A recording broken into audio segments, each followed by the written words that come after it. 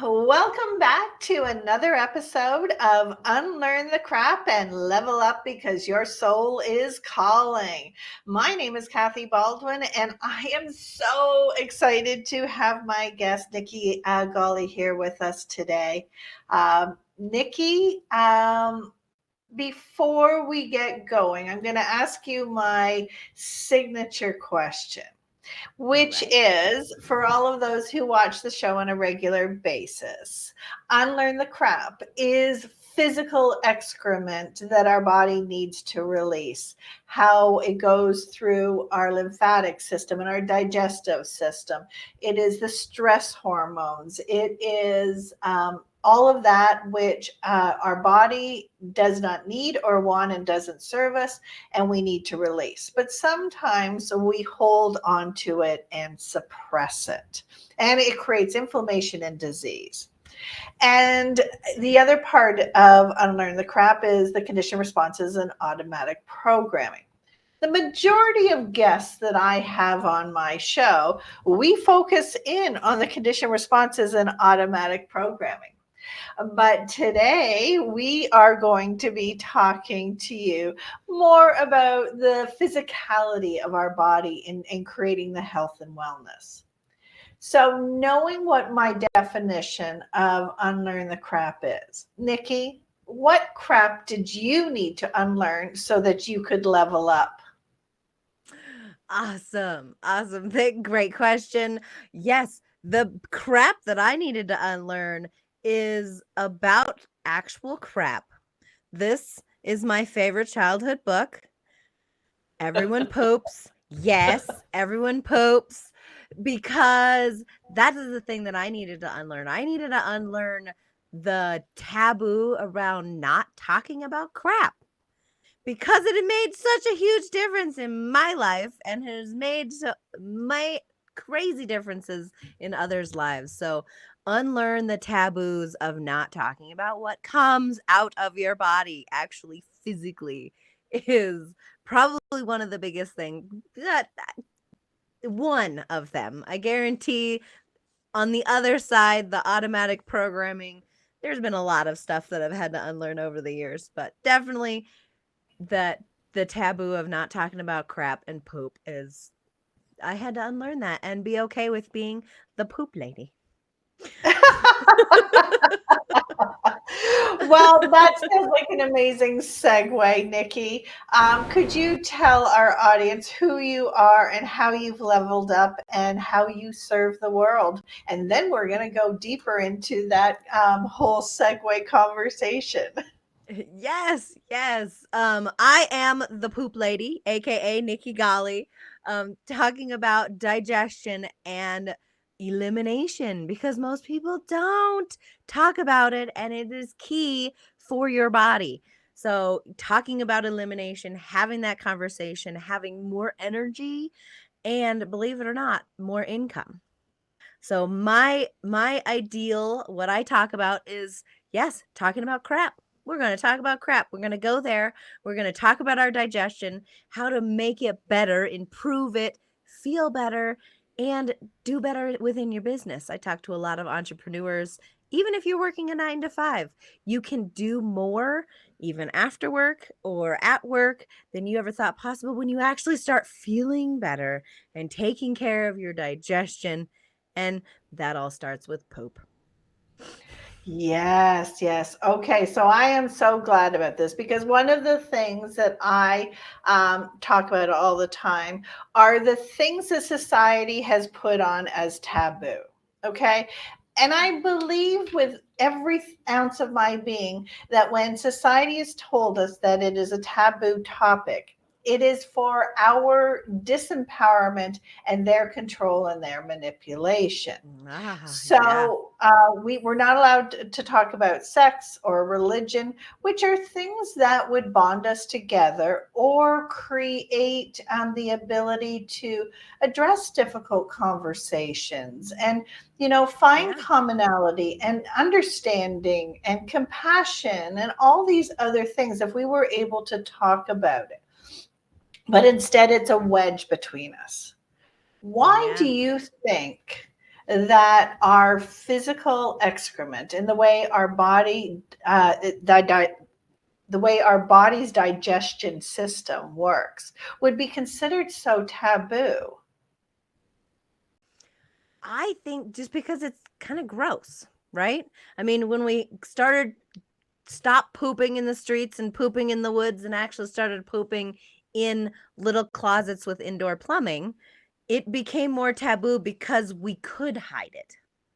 I think that's kind of where it is. It was like, because it's something that doesn't have to be out in the public anymore. We have indoor plumbing, go hide in a closet, don't talk about it, and just act like life is normal, right? That's kind of my theory. The other piece is that it is like poop is not a glamorous thing. It is not something that you need to be a lady. You don't poop. Like you have to be civilized and you're allowed to eat, but magical fairies suck it out at the other end. Like what? No. Like you actually have to have a bowel movement. That is part of the process. Like I said in the little childhood book, it talks about like everything eats. Everything eats, so that everything needs to digest. We all have digestive systems, and then we have things our body can't use, so you have to poop it out. I think it's just crazy. It's a crazy taboo that I don't think. Well, obviously, I don't think it should exist anymore because way more people would be way happier and healthier. And the other crazy thing is, it's colon and rectum cancers are on the rise and happening in younger and younger populations. Actually, Wow. according to the American Cancer Society, people that were born in the 1990s, the 1990s are actually twice as likely to develop colon and rectum cancer than people that were born in the 1950s. Like people born in What? the 1990s, that's like they're like 30. Most of the people you think it's like, oh, it's not till you're like 50 or 60 before you even need to do a colonoscopy or pay attention at all, but that's not true anymore. Okay, so for And me, I kind most of I people, kind of jumped down a rabbit hole. Sorry. yeah, no, But yes. I want to circle around to this because one of the things that I talk about probably in almost every interview is that I have had adrenal fatigue, osteoarthritis, fibromyalgia. My digestion has suffered from IBS and Mhm. ulcers and all sorts of issues. And when I went to the root cause in my healing process, I realized that, well, first of all, nobody was allowed to know that I was needed to go.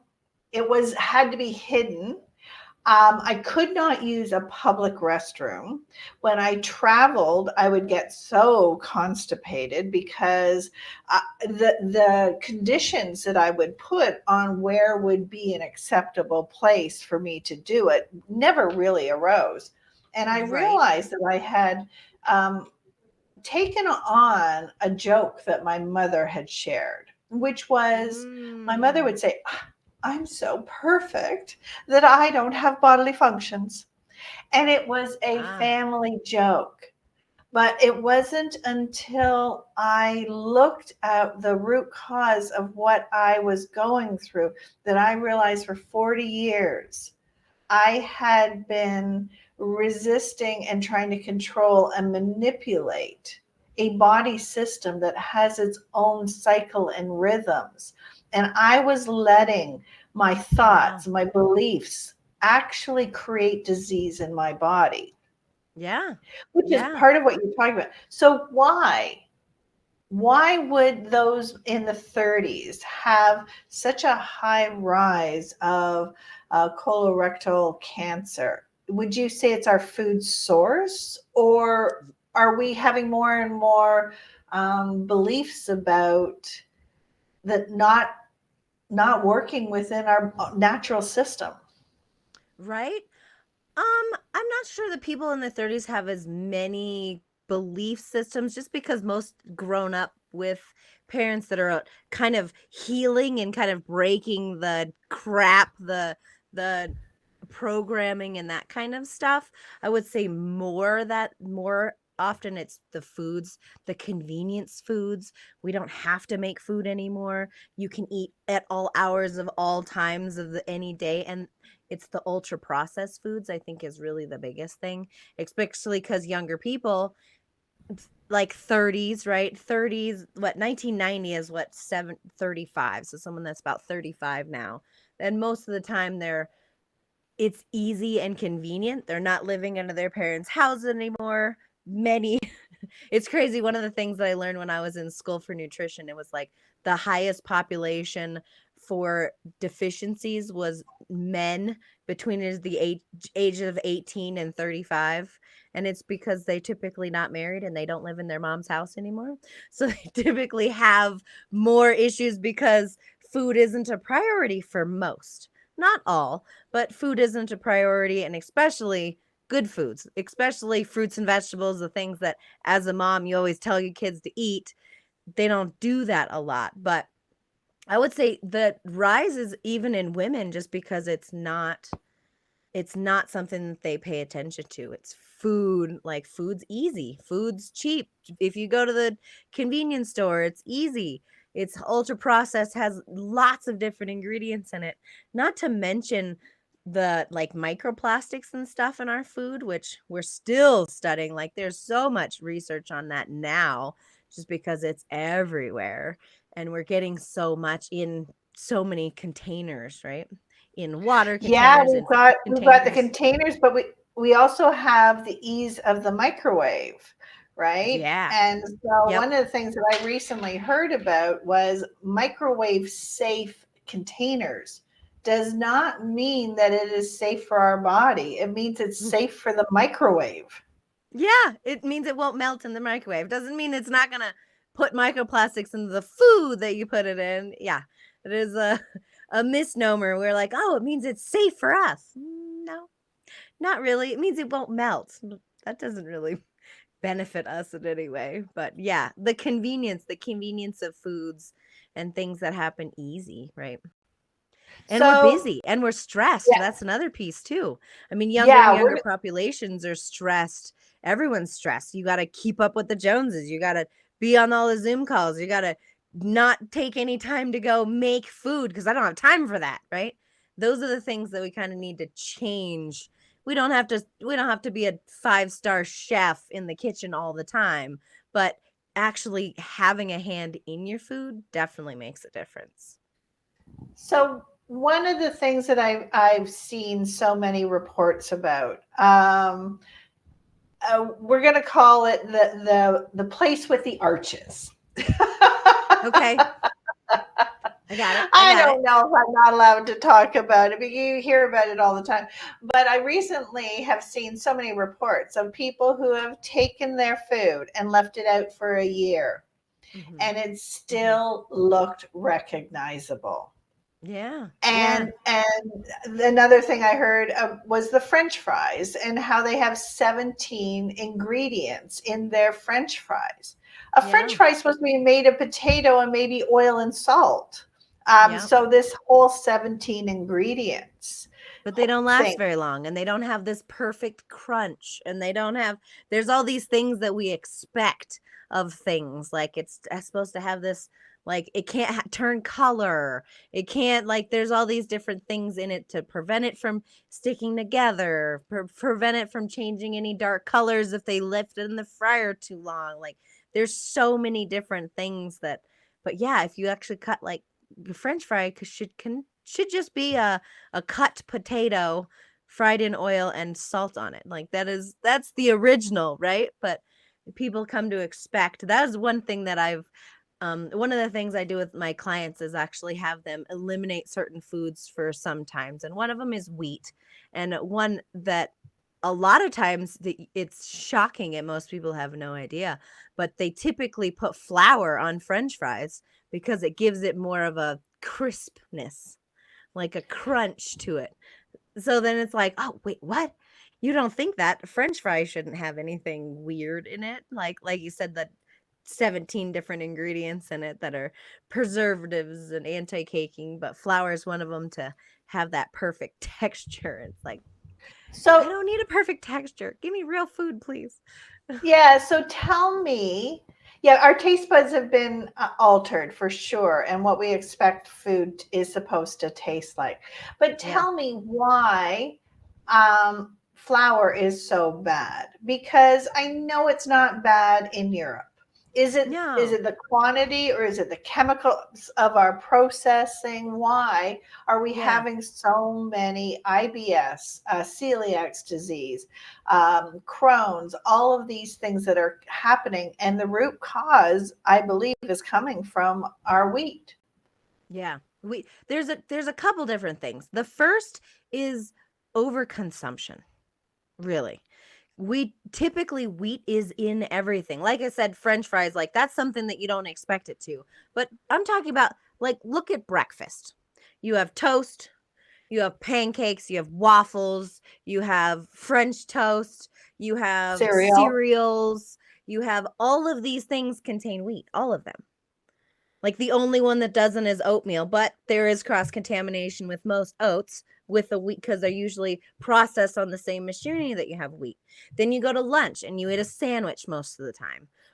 And then dinner you have pasta, you have I mean, there are things that don't, but majority of the time someone is going to get wheat in their diet every single day, if not every meal.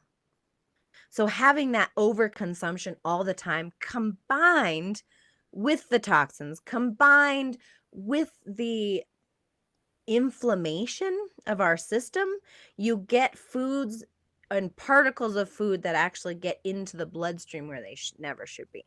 So combine overconsumption with inflammation with, frankly, just having it available all the time and how our wheat is actually processed on top of that. You talk about the processing of wheat, or that wheat is usually sprayed with chemicals. It's sprayed with Roundup or a various version of Roundup, which is a glyphosate. Glyphosate keeps the pests away so the wheat can withstand it. Then the wheat itself has been changed in especially in the United States. The wheat itself has been cultivated to withstand drought.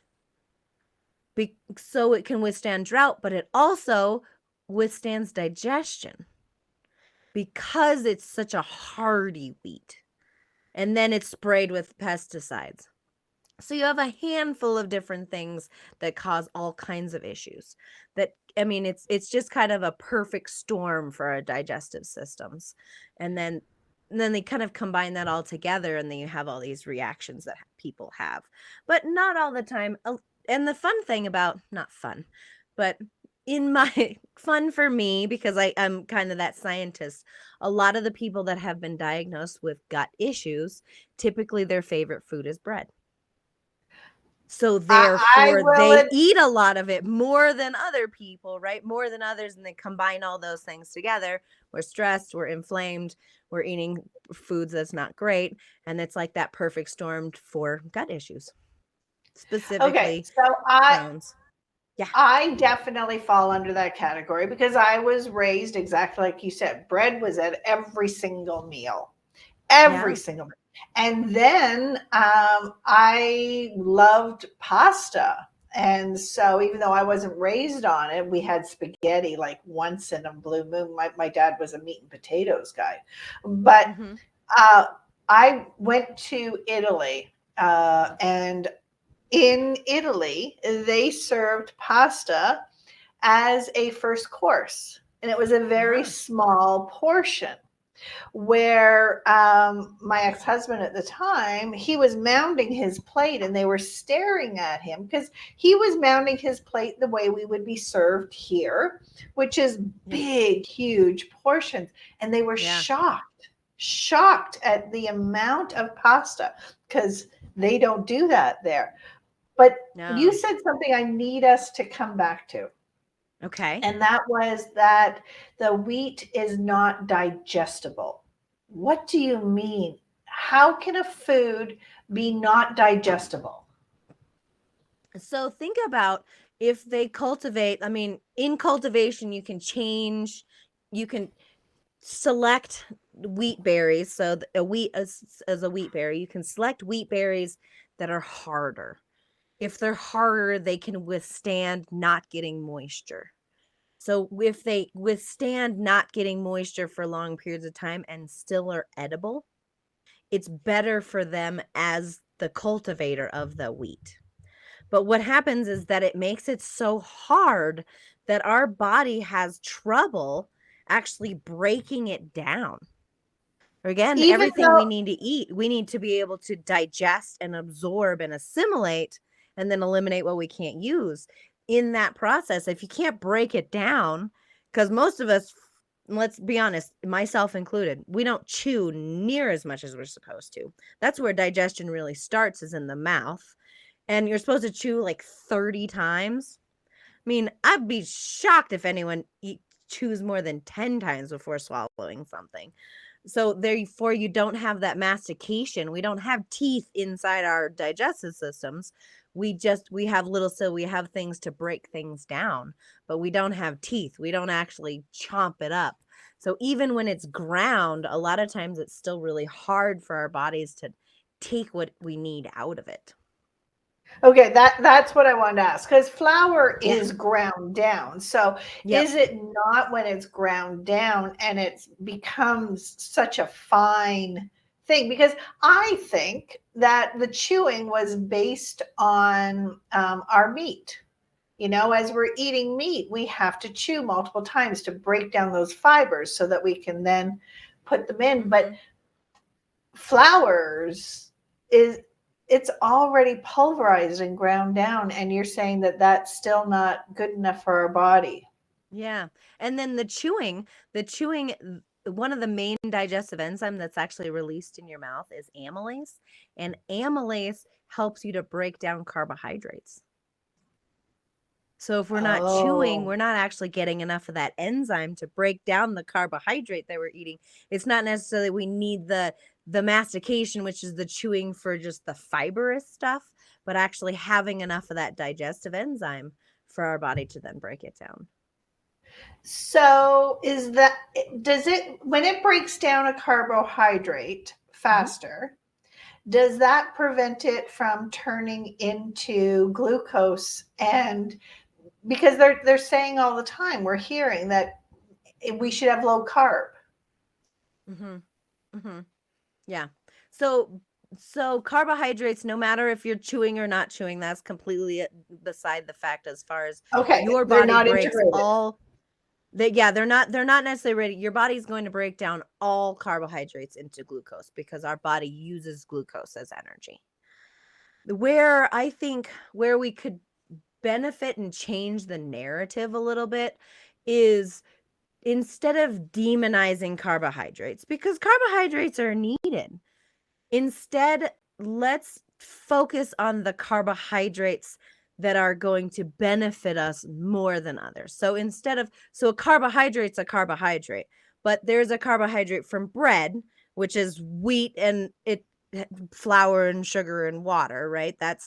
There's not a whole lot of vitamins and minerals or fiber in that. Take the other side, you have a carbohydrate from, say, an orange or an apple.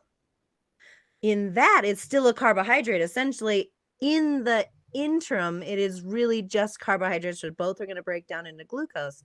But the difference that the orange and the apple has is that it has vitamins and minerals that our body needs, and it has fiber.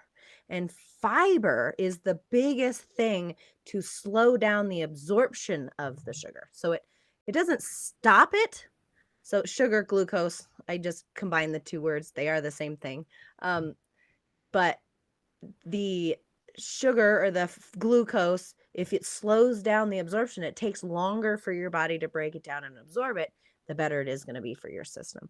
So instead of demonizing carbohydrates, I think instead, I would love the mass population instead to say, instead of carbohydrates are bad, like, let's focus on the carbs that are good and let's get more fiber with our carbohydrates. And that's going to make a huge difference.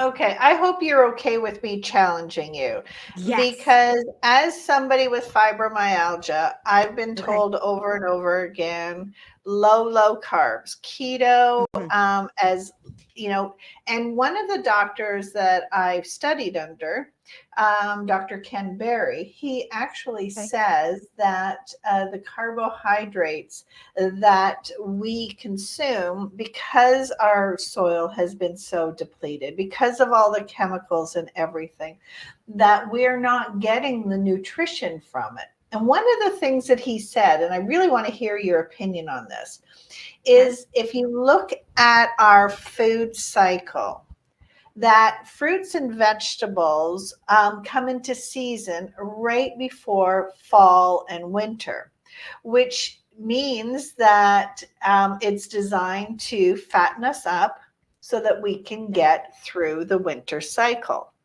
Okay. Yep. And so I've been so confused, because now that I'm off of all the meds that the doctors prescribed for me for all of the Yay. physical, yes, but I put on a ton of weight, and I've been trying so hard to not diet, but to Mhm. figure out what the root cause of what my body is looking for, because I've yo-yoed my entire life since I was 14 years old. So Okay. yes, it's not coming off fast enough, but when I don't want to yo-yo anymore, we know the Yeah. danger of that. So help me understand. Help me understand the things that I've been learning, because I've been trying so hard to be keto or carnivore, but the weight's Okay. not coming off. Okay. Okay. The question for you is trying really hard means what for you? Well, let's unpack what I said. Okay. What is the Okay. truth first about the Yeah. nutritional value that is in our fruits and vegetables now that we have There is over truth. processed? There is truth to that we definitely don't have near the vitamins and minerals in our fruits and vegetables anymore. I don't think that's enough grounds to completely demonize them. If you can get stuff closer to home, local, like that kind of stuff. Like I'm more of a locavore, if anything, like try to shop as close to home as possible. If you have friends with trees, plant trees, fruit trees, those kinds of things. Like that's really, really powerful. I understand, especially the research that you've been doing, being that keto carnivore, that kind of thing, like focusing on just the meat side of it. Because going back to the inflammation, I talked about inflammation a little bit more. Most of us are massively inflamed. Our guts are inflamed. That's where the IBS, a lot of that IBS, I truly believe, is just a catch all for the pharmaceutical companies, because it's like, you have gut issues. All right, you have irritable bowel syndrome, or you have IBS-C, you have irritable bowel syndrome with constipation, because so it's kind of a catch all for everyone that has gut issues. But Yeah, most gut issues come back to, even leaky gut fits in that same category. Um, yeah. comes back Tho- to Nikki, those inflammation. those are symptoms, right? They're not the root cause. No, yeah. Yeah, and they're all kind of one and the same, like leaky gut, IBS, irritable bowel, like those are things, they're symptoms of your body being inflamed. So all goes back to inflammation. I've did talked about inflammation for a long time because it's so, we're mostly inflamed and stressed out. Like that's kind of where we sit all the time. And then we go towards drugs or go towards other things because it's always outside of us to fix the things inside of us. Believe it or not, it even comes back to emotions. Like talking about crap, like going back to what you said, like the learned programming, all of that crap comes back to emotions and not processing things, not processing grief, not Yep. processing, not having that conversation, not being allowed to like bring things up that are uncomfortable. Like death is uncomfortable for most people. But you know what? All of us deal with death. All of us do. But Just like yet, we so deal there's with the poop. exactly. Everybody poops, hopefully every day. But just like that, like everyone deals with it. And there's a lot of unprocessed emotions, which we internalize, which causes more issues within. So we are all one system.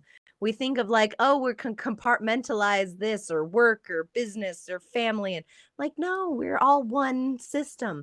Yeah. Everything affects everything. Your Yep. brain, the things in your head, your thoughts affect your digestion. Like, we need to kind of come back to that. Again, that's the unlearning, right? The unlearning the crap, like coming back to that, because it really makes a difference. Everything comes together. Everything is part of itself. So Yeah. going back to the digestion piece of being inflamed all the time, is we are. If we're inflamed, our bodies aren't going to work right. Inflammation of our gut. Most of the people think like, okay, back up. Let me start over here for a second. If you twist your ankle and it swells up, what happens is it puffs up, right? Once it puffs up, then what happens? It puffs up and it expands. So therefore, white blood cells can go into the affected area easily. So it can transfer through the membranes and heal it faster. Oh. Same thing happens with our gut. We So swell up. there's a good purpose to inflammation. Yeah. Yeah. Short term is so your body can heal. Again, but what happens with our gut is it inflames, so it swells up. It allows things to get through. Ideally, we want it to be white blood cells to get in to fix the situation. But a lot of times it's that inflammation, and then we're not stopping the thing. We're continually twisting our ankle, essentially. So having that swelling up and then continually twisting your ankle, has it swell up more, has it caused more damage in the long term?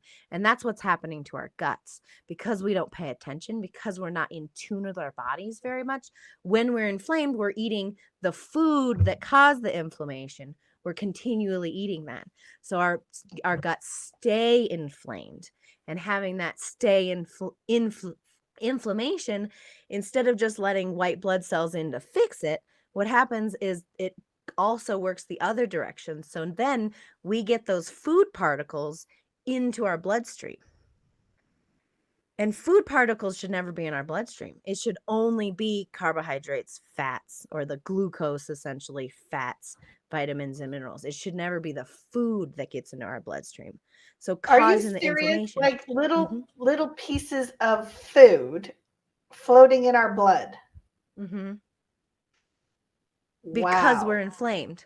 So therefore, that's why the carnivore diets or things like that, because typically we're not eating that way. We're get rid of the inflammatory foods. We're going to be your wheats, even, believe it or not, fruits and vegetables, because our body doesn't normally get that in our system. We have that things floating around in our bloodstream, but our bloodstream, like our body knows, like that's not supposed to be there. So what happens is we create antibodies to attack those foods.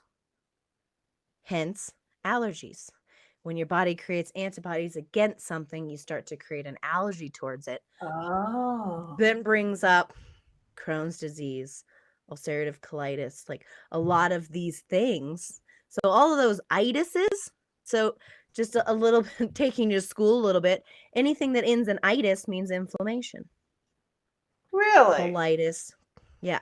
All of that means inflammation. Itis directly means inflammation. Okay, so I just flew across time zones this weekend. I flew from the East Coast to the West and West Coast back. And when I came back, my legs and my feet and my hands are still swollen. So I can physically feel the inflammation. I can physically see the inflammation. How do we know that our digestion and our gut are inflamed? We can't see it. How do we feel it? That's like bloating, quote unquote bloating. When you feel bloated, that's inflammation. But most of the time, most of us are inflamed all the time. So that bloating or that belly is just us. We've normalized it. Yeah, like that's normal for me. I always have a belly. What are you talking about? So it's different. I point at my belly. My belly's a lot bigger than it normally is, but there's a baby in there. So then I was like, it's weird. No, sorry. Don't totally caught myself off guard for a second pointing. I'm like, why is my, oh yeah, never mind. Yeah, that's not inflammation. I mean, it's causing inflammation. I guarantee it. My body is in all kinds of weird spaces, but I digress. But yeah, inflammation, like a lot of times we look down and that is just us. So when people go off carbohydrates or get rid of breads completely or go carnivore and just focus on just eating meats, you do notice a lot of people will lose inflammation. They will feel better because they're stopping to eat that thing that's consistently insulting their digestive system. So we kind of I went down that. definitely feel better when I'm on carnivore or keto. My body feels better. I have less brain fog. I have more energy. I sleep better. Yeah. But when my body isn't releasing the weight, I get, like most people, frustrated and think, well, then I Yeah. want a piece of bread and I want the wine Right? and Right? I want these things. Well, the other thing too is our body, as much as the carnivore gurus won't tell you this, our body runs on glucose.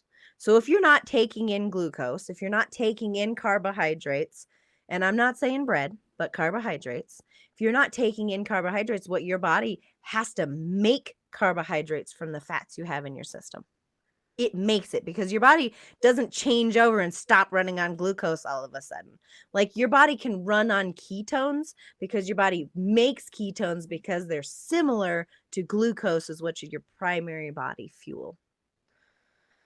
But the positive side of that, again, you're not eating the things that are causing the inflammation that slows things down, and it makes you feel better. But what happens is our bodies, our brains, our bodies are very connected, and you sleep better and you feel better and you have more like acute thinking because your body thinks you're starving. And if you're starving, you need to be smarter. You need to sleep better. You need to heal faster. So therefore you can get your next meal. Right? If you go back. What you just said is so important, and it's the first time I've heard it, and I've spent years and years in research. I need us to back up so that everyone can hear what you just said. Okay. Our central nervous system has an on and off switch, the sympathetic to the parasympathetic. When our body is in sympathetic, it shuts down non-vital processes. It shuts down our ability to reproduce, our ability to digest. It changes the way our heart pumps. It changes, and that's stress. That's your fight or flight nervous system. Yeah, just for people that don't already know. So, while our bodies are doing that through stress, what you just said was when we are calorie deficit or when nutritionally deficit, our body thinks we're starving. And so it's heightening our responses so that we can get out of danger, which is putting us in stress. Yeah. Essentially. Oh my God. So, I mean, but it's a different kind of stress. In, calories out. Yeah. It's a different kind of stress, right? It's not a stress of like an overwhelming stress. It's a stress of, I need to find my next meal. I need to find those berries that I found. Like you have to go back to the Paleolithic times, right? It's not all the stuff, how our bodies are designed to work doesn't really fit with our 21st century lifestyle. So that's how we have so many different diets that do different things, and fasting. So fasting does similar things. If you do a fast, specifically, you can do a fast for 3 days. So 72 hours is pretty safe for the general everybody. Up to 72 hours. And what happens the first day, you have to kind of reprogram your mind and be like, I'm doing this on purpose. This is okay. Like I'm not starving. I'm hungry. You gotta go through that. Second day, your energy is a little bit lower because you're depleting your stores of glucose. But the third day, and that kind of works as the same as keto and that kind of thing. That third day, what happens is that our systems change. It moves to burning ketones instead of glucose. And what happens is that, again, you feel like you have more energy. You feel like you can conquer the world. You feel like everything is possible, and you feel like you could think clearer, and things just seem to be easier for you in that third day, is because your body's essentially starving, right? You hit that third day, your body goes, wait, this is the third day. Like, we haven't found food yet. We need to be on top of our game. We need to kill that animal. We need to find those berries. We need to find something so we don't die. Wow. And so those things kind of change within our system. Isn't it That fascinating? makes so much sense. Thank you so much for saying that. Yeah, you're welcome. I mean, I haven't talked about this in years. I guess. Well, I want to go back to poop, okay? You said hopefully once a day. Now, Yes. again, we run into how often is normal? What is duration? What are shapes and sizes and colors? We're starting to talk about all of that now. How do we know? Because there's a lot of people who don't look in the bowl. Right. How do we know? And that is one thing that I wish, I mean, it's your body communicating with you, right? Your body's communicating with you all the time. The inflammation is communication. The left hip hurting is communication. Like, all of these things are communicating with you. But poop is a bodily function that your body's communicating with you. Like, is it happening every day? Yes or no? What's the shape? What is the consistency? Is it difficult to push out? Is it happening way too often? Like, these are all kinds of various ends of the spectrum. But the biggest thing is pay attention, one. And you should have a bowel movement every single day. Ideally 2 to 3 times a day. And what that is you're processing, you're getting rid of what your body cannot use. But a minimum of once. 2 to 3 is optimal, but is not that common. I have to admit that there's a few people that achieve that, fantastic, but it's not that common. But at least once a day. And I'm not talking to the little rabbit turds. That doesn't count. That's not a real poop, like an actual getting things out of your body. So I always say this. Sorry for the mental picture in advance. No. We're do not apologize, because this is the crap that we need to unlearn. We right? need it this is. knowledge. But this is exactly what Unlearn the Crap is about. There you go. I have a mental picture. Again, I always apologize in advance, but it's kind of cheeky, right? But an ideal poop should resemble soft serve ice cream. So that makes a mental picture, right? You can't unlearn that.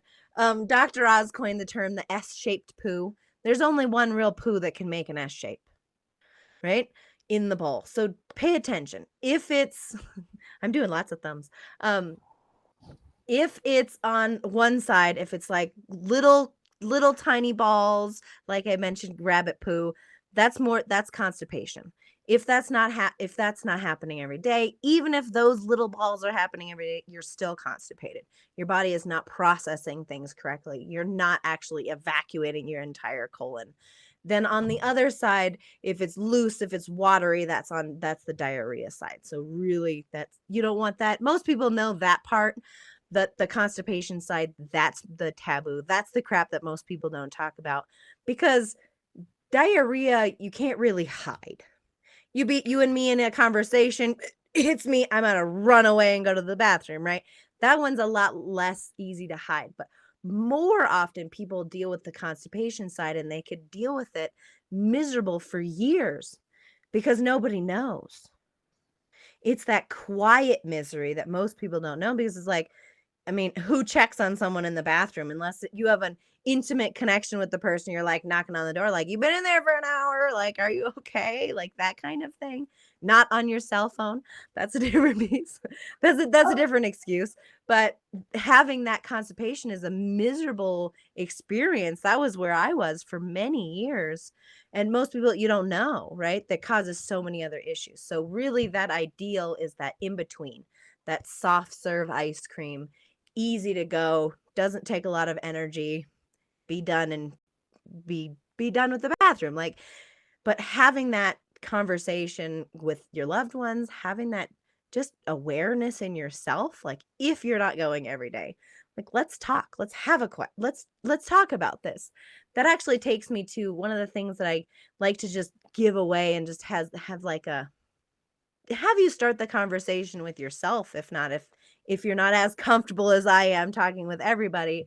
But I have it's called the poop pop quiz. So pop quiz time, just like you're in school. You've made it this far. Pop quiz. Let's figure out where you're at.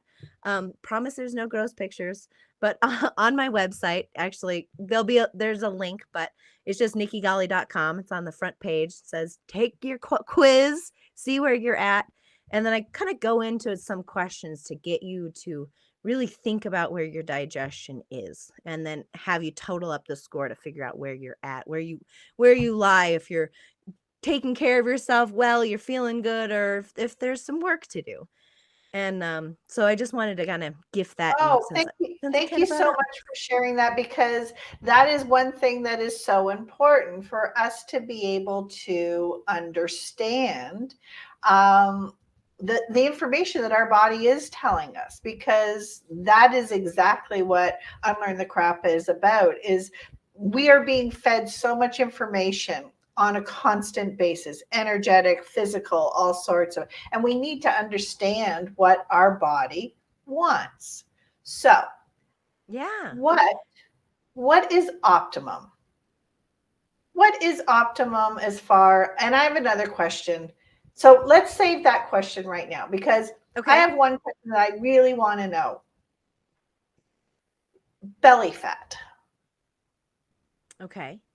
We hear about all sorts of different fats. You know, if it's in our hips and our thighs, it's good. But we have a society of belly fat, whether it's men with the big round belly, or the beer belly, or as my father would call it, the Molson muscle. He's Canadian, so or he was Canadian. But then women, you know, we have the pouch, the pooch, whatever you want to call it. And that, how do we get rid of that when that is really inflammation and stress, isn't it? A lot of times it is inflammation. A lot of times it is stress. There is fat. The other thing about the crap, kind of unlearning some of that super skinny model is not healthy. That's the other piece of the coin that most people don't talk about. Everyone wants to be super rail skinny and fit into their skinny jeans and have no fat. But if you actually look at longevity kind of scales or longevity tests and things like that, that having some fat is actually beneficial. It's not great. And that spare tire, that middle, like we definitely overdo it a little bit, and we probably could lose. That belly fat is worse for us than other fats. But fat in general is not the worst thing for us.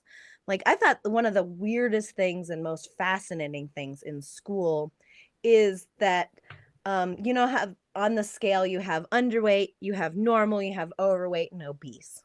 Like on that scale for the BMI. The study that they took all of that information from, if you actually looked at the study, the people that had a longer life and a healthier life were in the normal to, not obese, but normal to overweight category. Wow. So what are we really trying to achieve?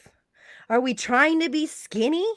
Because skinny, it was actually worse than obese for longevity. Wow. Which again, nobody talks about. I thought that was one of the biggest eye opener, like mind blowing things that I learned when I was in school. And the narrative hasn't changed. I learned this in school, but nobody else did, or nobody else. I guess it just doesn't fit the narrative because that's not what's beautiful. That's not what's considered beautiful. It's the model skinny, and even the models aren't even that skinny. That's the model, as well as AI, or well as Photoshop, to get rid of all the excess stuff. Like, that's not even normal. Like, let's stop that crap and let's talk about what's really good for us. Absolutely. When you go back into history about beautiful people, we went from a very robust, because if you were robust, that meant that you were successful. You could feed Yeah. yourself, you could Yeah. eat. And it was those who were underweight that were the poor people because they couldn't afford food. And Yeah. now, for some reason, we have morphed into Yeah. this place where our physical appearance is more important than the quality of life, the health and longevity that you've talked about, which is so, Yeah. so important. And I'm so glad you brought it up. Yeah. Nikki, there are so many more topics that we could talk about. Yeah, this And has been great. our time has flown by. I know that there are a lot of people who are listening to us and they're like, okay, I now understand that there is so much I don't know. There's so Right. much more I do need to know. And you, as the nutrition expert, who are the clients that you work with that if someone hears, oh, she can help me, and how do they reach you? Yeah. Honestly, if you're far off that scale, I'm not talking about once in the blue moon, but if you're not pooping good, if you're not pooping every day, like let's have a conversation. If that little rabbit turds or that uncomfortable or bloated all of the time, it affects a lot more than just your digestion, right? I mean, we've talked about a handful of different things, but it affects so much. Comes to your energy, comes to the way you show up, how you're perceived by others, that kind of thing. Just because everything comes back to your digestion. When you're Yeah. digesting better, you start feeling better and everything kind of falls into place. And then, of course, you make more money, which is amazing. And who doesn't want to make more money? So, if anyone really, my favorite, both I work with, but my favorite is people that are constipated because that was my journey for so many years. So if you're, a lot of my clients come to me and they'll go to take tests at the doctors and the doctors are like, you're fine. There's nothing wrong with you. Your labs are great, but you just don't feel good. You don't feel good. You're not pooping every day. You're not like, or you're going way off and you're pooping 20 times a day and you don't feel good. Like, let's have a question. Let's have a conversation. First thing, to go take that poop quiz. That'll kind of give you an idea of what's normal and what's not normal. And then, honestly, just to sweeten the deal, for the first 10 people that do it, to give you a little motivation, like get off your butt and like go to nikkygolly.com, first page, do your poop quiz. For the first 10 people that actually do it, I will gift my time to you. Just because I'm that kind of person, I'd love to help. And so I will go over on a one-on-one call, go over those quiz results with you, completely complimentary. Normally I charge $247 for it, but really going into that quiz to give you some actionable steps that you really can take to start feeling better, like now, instead of in a month or 2 or 10. Yeah, Like, let's start making a difference now because you're worth it. absolutely. Absolutely. So when they So reach out to you, do you want them to say that they saw you here on Unlearn the Crap? definitely, yes, please, yes, tell me where you heard me. Yes, reach out to me. Get on my website. Yes, send a message and be like, oh, I heard you on Unlearn the Crap. Like, wow, my dad, did you open my eyes to a lot of things? Or, oh my God, that was a fire hose. Whatever. I'll take all the responses. But let me Well, know. Let me know. I'm sure we did a lot of fire hosing here because I we've typically talked do. about everything. And the one thing that I really want everyone to really pay attention to, and it is part of my absolute message, is that everything matters. And when you talk about the correlation between poop and how healthy and how successful and how wealthy we are, it is all interconnected. We are interconnected, interrelated beings that are living within an interconnected, interrelated system. And Yes. we must pay attention to all of it. Nikki, thank you so very much for all of Thank this you. information, for everything you're doing, for not being ashamed to talk about our poop and the crap that we're dealing with so that we can all level up and become the best versions of ourselves.